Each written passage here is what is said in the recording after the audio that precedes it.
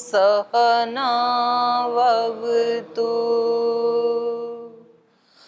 सहनौ भुनक्तु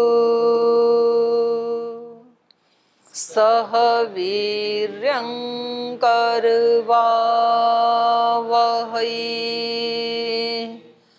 तेजस्विनावधीतमस्तु मा विद्विषावहै। ॐ व्रतानां व्रतपते व्रतं चरिष्यामि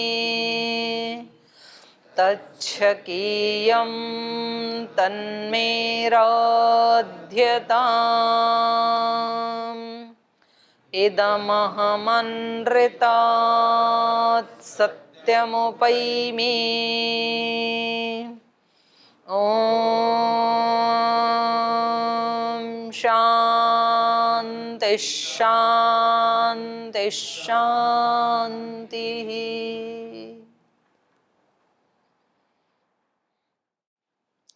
तो वंशावली का परिचय चल रहा था कल। तो ये कहाँ से प्रारंभ हुई वंशावली? ब्रह्मा से। और फिर इनके सबसे पहले जो जहाँ से वंश शुरू हुआ वो व्यक्ति कौन है? इक्ष्वाकु, इसीलिए तो बोलते हैं इक्ष्वाकु वंश। सबसे प्रथम व्यक्ति कौन है? इक्ष्वाकु राजा। और सबसे पहले प्रजापति कौन हुए इस वंश में? मनु। तो इसी वंश में है ये मनु भी। और प्रथम अयोध्या के राजा इक्ष्वाकु। और ब्रह्मा से जो सबसे पहले व्यक्ति उत्पन्न हुए वो मरीचि। तो इस प्रकार से ये चल रही है वंश परंपरा। तो हमने ये यहाँ तक पढ़ लिया था, असित तक, 28 नंबर श्लोक तक। मानधाता के पुत्र सुसुंधी, और सुसुंधी के दो पुत्र ध्रुवसंधि और प्रसेनजित, और फिर ध्रुवसंधि से भरत, और भरत से असित, यहाँ तक पढ़ लिया था। तो इन्होंने युद्ध किया। तो इसमें पीछे का कुछ पूछना और कोई प्रश्न है आपका? हाँ बोलिए, आप बोलो पहले। ओम दीदी जी प्रणाम। हाँ दीदी, यहाँ असीत के साथ 3 शत्रु कहे गए हैं, हया और तालजंग और शशबिंदु।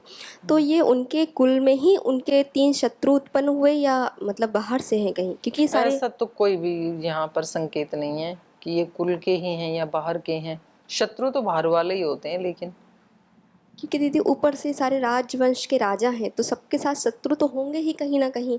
ये विशेष रूप से 3 शत्रु कहे गए यहाँ पर। तो कुल के ही शत्रु हैं या अलग है ये? कुल के तो नहीं लग रहे हैं, और देख लेंगे इसको। तो ऐसा कोई संकेत नहीं है जी। ओम दीदी प्रणाम। ये हम कल पढ़ रहे थे दीदी 19 नंबर श्लोक में, अव्यक्त प्रभवो ब्रह्मा शाश्वतो नित्य अव्यय। तो एक ऋषि हुए हैं ब्रह्मा, जो सृष्टि के आदि में जो अयोनि शरीर से हुए थे। तो अग्नि वायु आदित्य अंगिरा ने जिनको चारों वेदों का ज्ञान दिया और वहाँ से एक परंपरा चली। तो ये वही ब्रह्मा है। 4 ऋषियों ने जिसको ज्ञान दिया वो ब्रह्मा?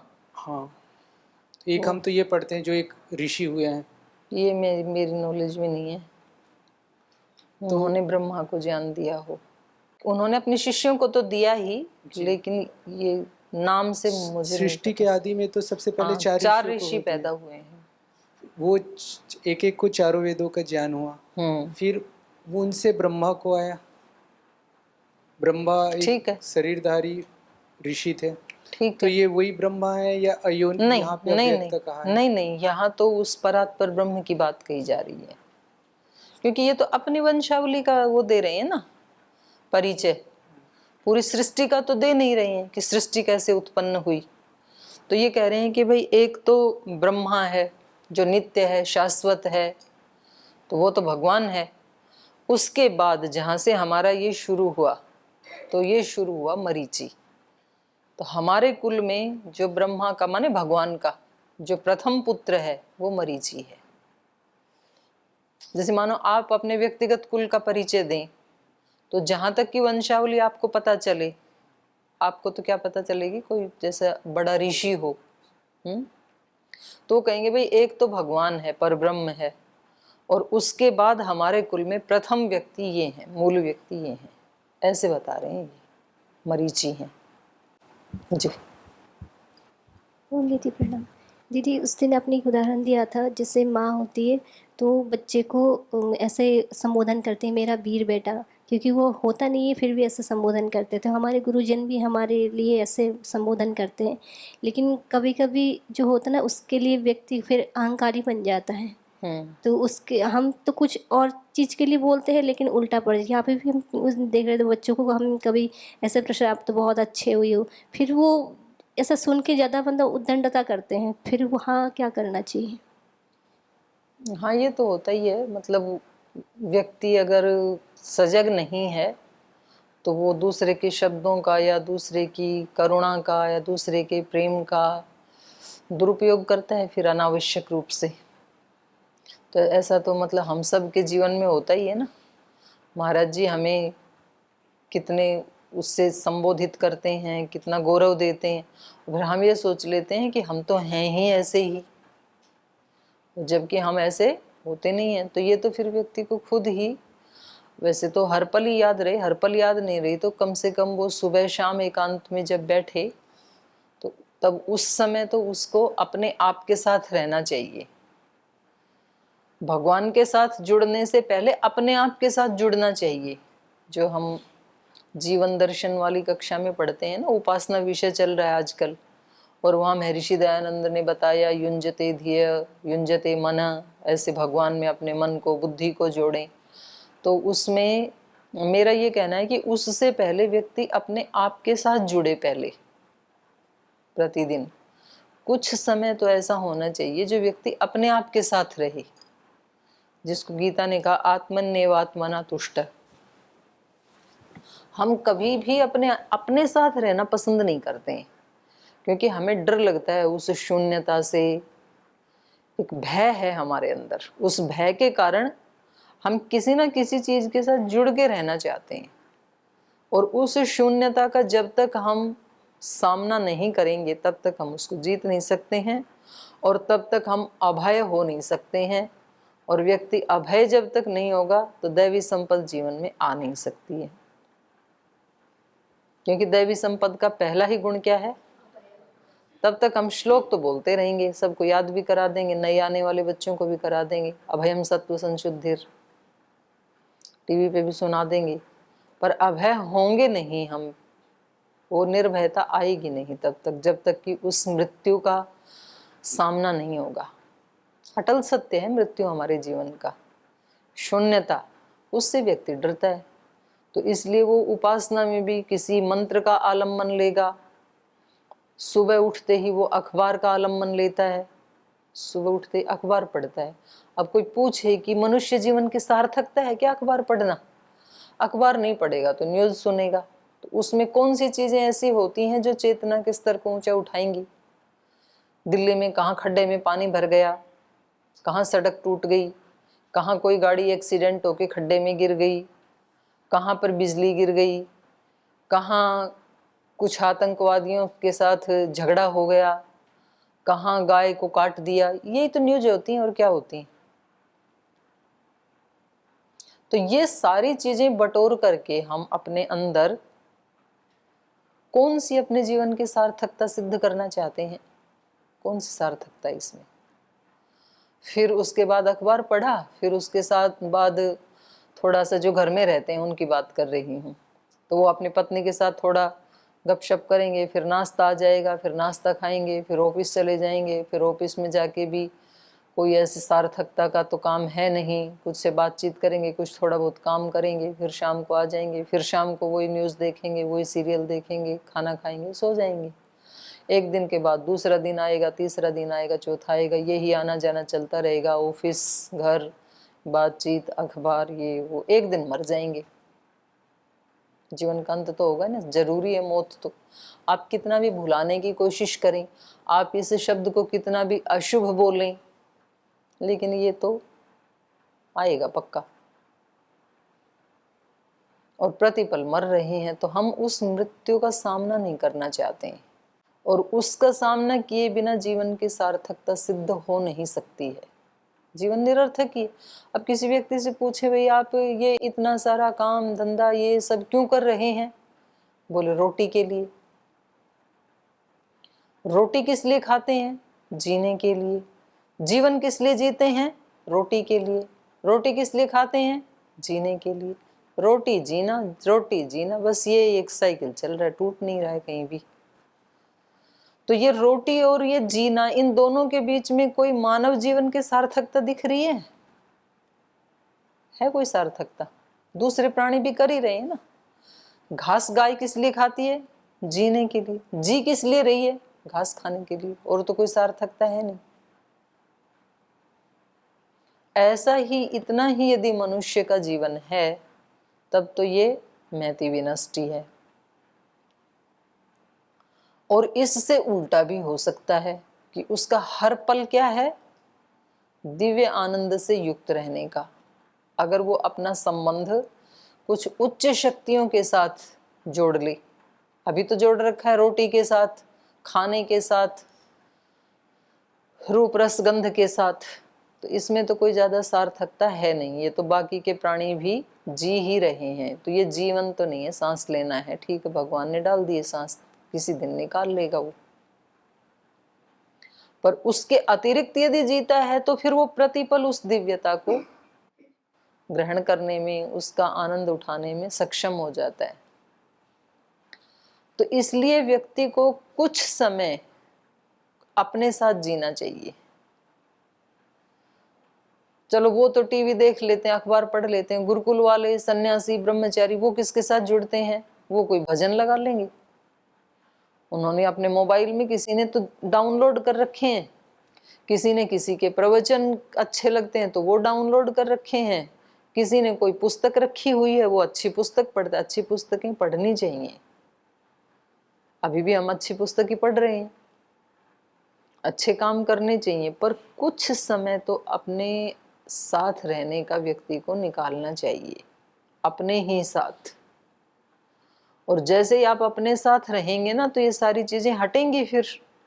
अभी हम अपने किसी पद के साथ रहना चाहते हैं, किसी प्रतिष्ठा के साथ रहना चाहते हैं, इसीलिए तो व्यक्ति बताता है कि मेरे पास ये दायित्व है, मेरे पास ये पद है। तो ये सब क्यों बताता है व्यक्ति? क्योंकि वो इन्हीं के साथ जीना चाहता है। अब कोई जैसे समझा भी रहे हैं हमें कि भाई ये जीवन की सार्थकता नहीं है, तो हमें लगता है सार्थकता ना हो, पर कुछ तो जिएंगे ना, कुछ तो करेंगे, तो उससे तो बेहतर ही है जो सब कुछ हट जाए। मौत से तो अच्छा ही है कम से कम। तो उस मौत के भय से बचने के लिए हम किसी ना किसी चीज का सहारा लेते ही रहते हैं। तो कहावतें भी ऐसी बना ली, भाई डूबते को तिनका कभी किसी डूबते व्यक्ति को बचा नहीं सकता है। लेकिन कोई बात नहीं, कम से कम मन तो खुश हो जाएगा। एक तिनका पकड़ लिया तो डूबते डूबते, कि क्या पता ये बचा ही दे। तिनका नहीं बचा सकता है, लेकिन तो ऐसे हमने संसार की चीजों को पकड़ रखा है कि क्या पता ऐसे करते करते किसी न किसी दिन आनंद मिल ही जाए। भजन सुनते रहो, और क्या पता भजन सुनते सुनते किसी दिन आनंद आ ही जाए, भगवान का साक्षात्कार हो ही जाए। ठीक है, गीता रामायण पढ़ते रहो और आध्यात्मिक ग्रंथ पढ़ते रहो, क्या पता पढ़ते पढ़ते किसी दिन भगवान का साक्षात्कार हो ही जाए, ऐसे हमने सोच रखा है। ऐसा तो होता नहीं है। पुस्तक पढ़ने का अलग एक फल है, ध्यान का अलग एक फल है। तो ध्यान कभी भगवान के साक्षात्कार के लिए नहीं करना, ध्यान ध्यान के लिए करना। स्वाध्याय भगवान के साक्षात्कार के लिए, स्वाध्याय स्वाध्याय के लिए, खाना खाने के लिए, खेलना खेलने के लिए। कोई अन्य चीज उसमें ऐड नहीं करना, नहीं तो वो अडल्टेशन हो जाएगा, फिर मिलावट हो जाएगी। मिलावट नहीं करना। जो कर रहे हैं वो उसी के लिए ही कर रहे हैं। सेवा, सेवा के लिए। नहीं बोल जी इतने दिन से सेवा कर रहे हैं, कोई नाम भी नहीं लेता है हमारा, तो तो इसका मतलब आप सेवा थोड़ी कर रहे हैं, आप नाम के लिए कोई एफर्ट कर रहे हैं कि मेरा भी नाम लिया जाए। या सेवा करने वाले को एक दिन कहीं किसी के सब के बीच में अपमान कर दे, बोल जी इतने दिन सेवा की मैंने और इन्होंने तो कोई उसको ध्यान में ही नहीं रखा। तो इसका मतलब सेवा आप इसी के लिए कर रहे थे क्या कि आपका सम्मान हो, तो फिर सेवा नहीं थी। तो ऐसे पकड़ में आती हैं फिर छोटी छोटी चीजें। दीदी इससे बोला भी तो गया था। हाँ बताओ, पहले आपका पहले वाला उत्तर हो गया। नहीं, इसी में प्रश्न है फिर कि ऐसे आप बोलते ना कि अपने आप में जीना चाहिए। फिर अपने आप से जब जियोगे तो आपको पता लगेगा कि जो दूसरे ने कहा है मेरे लिए ये उसकी उदारता है। जब हम प्रतिदिन अपने आप के साथ जिएंगे तो पता लगेगा ना भाई मेरी क्या पात्रता है, मेरी क्या औकात है। जितने मेरे आगे टैग लगा दिए हैं क्या ये सब ठीक टैग हैं या अभी तो इनमें कोसों की दूरी है। जैसे महाराज जी ने किसी को कह दिया पूज्य, तो अब ये व्यक्ति खुद अपने साथ खड़ा होकर के देखे कि क्या वास्तव में मैंने जीवन में कोई ऐसा कर्म किया है जिससे मैं पूज्य कहला सकूं। कुछ किया है ऐसा? नहीं किया है तो करना चाहिए, गुरुजी बनाना चाह रहे हैं। तो अपने साथ व्यक्ति रहेगा तो उसको पता लगेगा कि किस चीज की न्यूनता है मेरे अंदर, किस चीज की मेरे अंदर एक यूनिकता है जो औरों से अलग है, जो मेरे पास है। तो फिर वो दूसरे के दिए हुए जो शब्द हैं उनका दुरुपयोग नहीं करेगा, अहंकारी नहीं बनेगा। जो आपने प्रश्न पूछा कि दूसरे जब कहते हैं तो हम अहंकारी बन जाते हैं। अब अगला प्रश्न ये है कि हम तो कर लेंगे पर हम जिनके लिए कह रहे हैं तो उनके साथ हम न्याय कर रहे हैं कि नहीं, क्योंकि हम उनको अहंकारी बना दे रहे हैं, उनका नुकसान कर दे रहे हैं। तो जितने हैं उतने ही बताएं उनको, उससे ज्यादा क्यों बताएं। तो जितने हैं उतने ही बताना चाहिए। इसी का नाम है यथा योग्य व्यवहार, जो कल बात चल रही थी। लेकिन किसी प्रसंग में यदि वो व्यक्ति डाउन जा रहा है, जितना वो है उतना भी अपने आप को नहीं मान रहा है, उसको लगता है कि मैं तो बिल्कुल ही मतलब कुछ भी मेरे पास शक्ति नहीं, तब उसको थोड़ी सी ऑक्सीजन देने के लिए प्रेरणा देनी चाहिए। हर समय तो देंगे तो बच्चे फिर बिगड़ ही जाते हैं, होता ही है ऐसे। तो हर समय नहीं देना, तो कभी कभी उनको डांटना भी जरूरी है बच्चों को। जो बच्चों को कभी भी नहीं डांटते हैं ना, फिर वो बच्चे इमोशनली इतने वीक हो जाते हैं कि कभी ना कभी तो जीवन में कोई ना कोई तो डांटेगा ना, तो उस समय फिर वो रो रो के पागल हो जाएंगे। तो बच्चों को डांटना भी चाहिए, बच्चों को प्रेरित भी करना चाहिए, और उनको जितने वो हैं उतना दर्पण भी दिखाना चाहिए। तो ये सब काम है बड़ों का। उसमें माता पिता भी शामिल हैं, उसमें गुरुजन भी शामिल हैं, उसमें घर परिवार में रहने वाले जो लोग हैं, दादा दादी नाना नानी जो भी हैं, उनकी भी ये जिम्मेदारी है, और जो अड़ोसी पड़ोसी हैं उनकी भी ये जिम्मेदारी है। तो बड़ों का बड़प्पन यही है कि वो यथा समय जब उनको उनका ठीक ठीक स्वरूप बताना चाहिए तो वो बताएं, जब कभी उनको प्रेरणा देनी है तब प्रेरणा दें, जब कभी उनको डांटने की आवश्यकता तब डांटें। उनको थोड़ा सहना भी तो आना चाहिए ना। तो ऐसे छुई मुई ना बनाई। महर्षि दयानंद ने कहा है लालना से बिगड़ जाता है बच्चा और ताड़ना से मजबूत होता है। जैसे शरीर के ऊपर थोड़ा थोड़ा वजन बढ़ाते हैं ना, वहां पर जिम में जाते हैं तो पहले दिन यदि आपने जाते ही 5 किलो उठा लिया तो आपका कोच अगले दिन आपसे 5 किलो 500 ग्राम या 300 ग्राम उठवाएगा। अगर आप रोजाना 5 किलो ही उठाते रहे तो आपकी सामर्थ्य कैसे बढ़ेगी। वजन उठाने की सामर्थ्य तो तभी बढ़ेगी ना जब रोजाना 100-200 ग्राम ज्यादा उठाने की आप कोशिश करेंगे, तभी तो सामर्थ्य बढ़ेगी। तो ये तो होगी फिजिकल सामर्थ्य। और ऐसे ही बौद्धिक सामर्थ्य कैसे बढ़ेगी। आज आपको यदि 5 सूत्र याद होते थे तो कल आप 6 करें, 7 करें, तभी तो बढ़ेगी सामर्थ्य। तो किसी दिन आप 50-100 भी करने लग जाएंगे।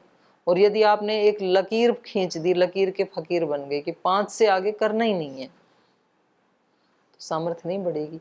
ऐसे ही मन का है कि मैं यहां तक तो इतनी बातें तो अपने से बड़ों की सुन लूंगा, इससे आगे कहेंगे तो नहीं सुनूंगा।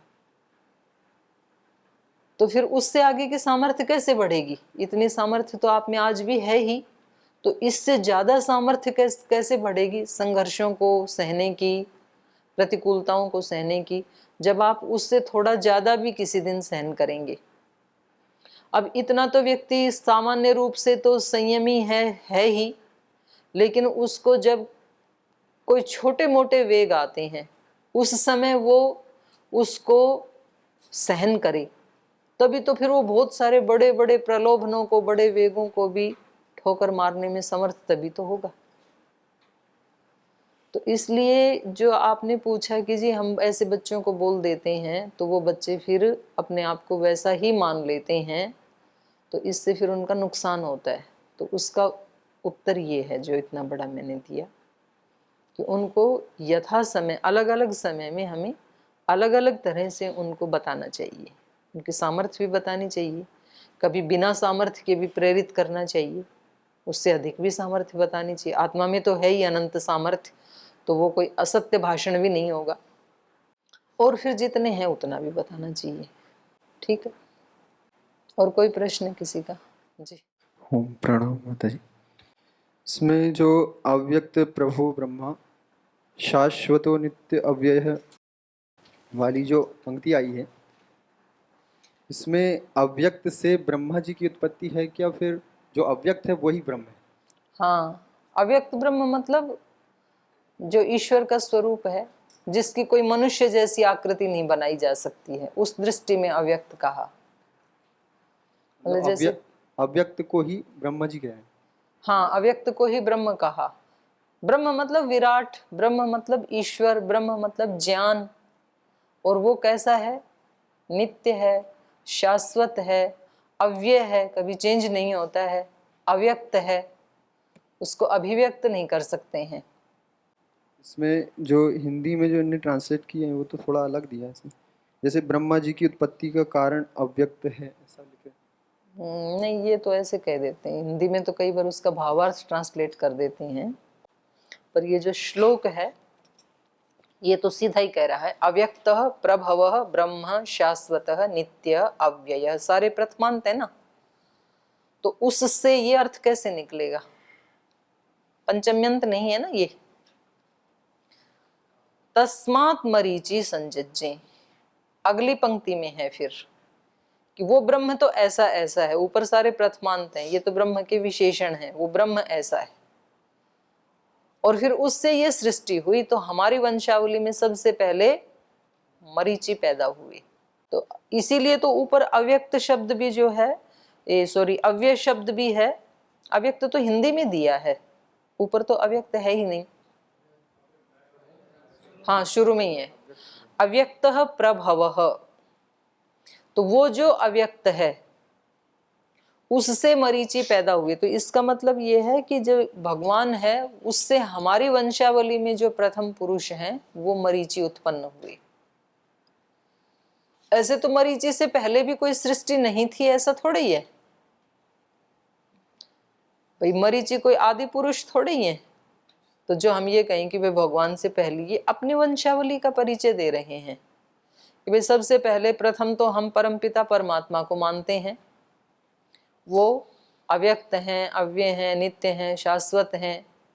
और उसके बाद जैसे व्यक्ति बोलता नहीं है भाई मेरे लिए प्रथम पूज्य तो परमात्मा है, और उसके बाद मेरे लिए मेरा पिता है या मेरी माँ है, या उसके बाद मेरे लिए द्वितीय स्थान पे मेरा गुरु है, या उसके बाद द्वितीय स्थान पे मेरे लिए वो व्यक्ति है जिसने, मैं अनाथ था उसने मुझे उठा के पाला पोसा। ऐसे भाषा का प्रयोग करते हैं ना व्यक्ति। तो कोई किसी को भी कहता है जिसके जीवन में जिसकी बहुत बड़ी महत्ता होती है, तो वो व्यक्ति बोलता है भगवान के बाद मेरे जीवन में दूसरा नंबर इसका है।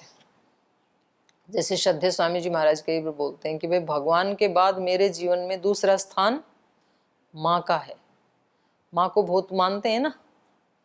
तो ऐसे व्यक्ति की जिसके प्रति श्रद्धा हो ऐसे बोलते हैं। तो ऐसी भाषा है ये यहाँ पर, वे उस भगवान से, उस परमात्मा से फिर मरीचि पैदा हुए, माने हमारे इस वंश परंपरा में वो हुए। ठीक, और कोई प्रश्न है किसी का? चलें आगे, चलिए। तांश्च स प्रतियुध्यन् वै युद्धे राजा प्रवासितः हिमवन्तम् उपागम्य भार्याभ्यां सहितस्तदा असितोऽल्पबलो राजा कालधर्मोपवेयिवान् द्वे चास्य भार्य गर्भिण्यौ बभूवतुरिति श्रुतिः एका गर्भविनाशार्थं सपत्न्यै सगरं ददौ ततः शैलवरे रम्ये बभूवाभिरतो मुनिः भार्गवश्च्यवनो नाम हिमवन्तम् उपाश्रितः तत्र चैकमहाभागा भार्गवं दैववर्चसं ववन्दे पद्मपत्राक्षी काङ्क्षन्ते सुतमुत्तमं तं ऋषिं साभ्युपागम्य कालिन्दी चाभ्यवादयत्। तो इन्होंने असित ने तांश्च प्रतियुध्यन, उनके द्वारा प्रतियुद्ध करते हुए, वो जो युद्ध कर रहे थे, जो शत्रु बन गए थे, उनके साथ युद्ध का सामना करते हुए, प्रतियुद्ध करते हुए राजा युद्धे प्रवासित, तो वो पराजित हो गए और उन्होंने वहां से प्रवास किया, मतलब भाग गए युद्ध को छोड़ करके जब वो पराजित होने लगे तो। और कहाँ गए? हिमवंतम उपागम्य, वो चले गए पर्वत के ऊपर, हिमालय पर्वत के ऊपर, हिमवान, हिम वाला पर्वत। हिमवंतम उपागम्य भार्याभ्याम, भार्याभ्याम सहितः, और अपनी पत्नियों को भी साथ ले गए और वहां से युद्ध से चले गए। भार्याभ्याम सहितः तदा हिमवंतम उपागम्य, उस हिमवान पर्वत पर जाकर के रहने लगे वो। असितो अल्प बलो राजा, तो ये कैसे थे? अल्प बल, बल का मतलब सेना, पीछे भी आए ना बल, तो इनके पास सेना कितनी बच गई? थोड़ी सी, अल्प बल वाले हो गए असित राजा। काल धर्मम उपेयवान, तो ये अपने काल धर्म का आश्रय लेते हुए, व्यक्ति को अपनी शक्ति समय आदि देख करके और तभी कोई कार्य में प्रविष्ट होना चाहिए। माने बहुत थोड़ा सा बल है और किसी बड़े से टक्कर लेंगे तो फिर क्या होगा? नष्ट ही हो जाएंगे। तो काल धर्मम उपेयवान राजा असितो अल्प बल, काल धर्म का आश्रय लेते हुए असित राजा जो हैं ये अल्प बल वाले हो गए। और द्वे चास्य भार्य गर्भिण्यौ, और इनकी दो पत्नियां हैं, वो दोनों ही गर्भिणी थी उस समय। गर्भिण्यौ बभूवु इति श्रुति, ऐसा सुना जाता है कि इनकी पत्नियां दोनों गर्भवती थी। एका गर्भ विनाशार्थम, एक पत्नी के गर्भ का विनाश करने के लिए, सपत्न्यै, किसके द्वारा? सपत्नी के द्वारा। दो पत्नियां हैं तो उनमें से एक पत्नी दूसरी के गर्भ को नष्ट करना चाहती है। तो क्योंकि ये है ना कि भाई अब ये तो डूबता हुआ राज्य है और इसको भी पुत्र हो गया, मेरे को भी हो गया, तो इसमें भी दो हिस्से हो जाएंगे, तो इसको नष्ट कर दें तो कम से कम जो बचा है वो मेरी ही संतान का होगा। तो ऐसी भावना से सपत्न्यै एका गर्भ विनाशार्थम सगरम ददौ, गर मतलब होता है गरल, विष, तो उसको उसने विष दे दिया। सगर, गर ही होता है, सगर मतलब विष सहित, ददौ कुछ खाने को दे दिया, भोजन आदि, विषयुक्त भोजन दे दिया।